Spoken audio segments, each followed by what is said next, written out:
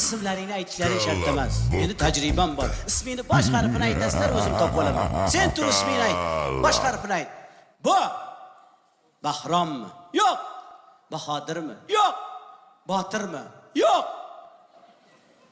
Shohjahonmi? Ular nima deyapman? Bu sho'rib adashtirib yuborishning keling. Ikkinchi harfni ham ayt. Bekzodmi? Yo'q. Oxirgi harfini ham ayt. Z. Behruzmi? Ha! Aytdim-ku topaman.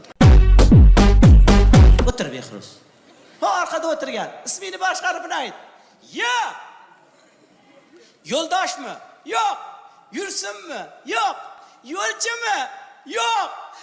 Yo'lbarsmi? Odamman. Ko'zing qisiqroq ekanda. Yuchangmi?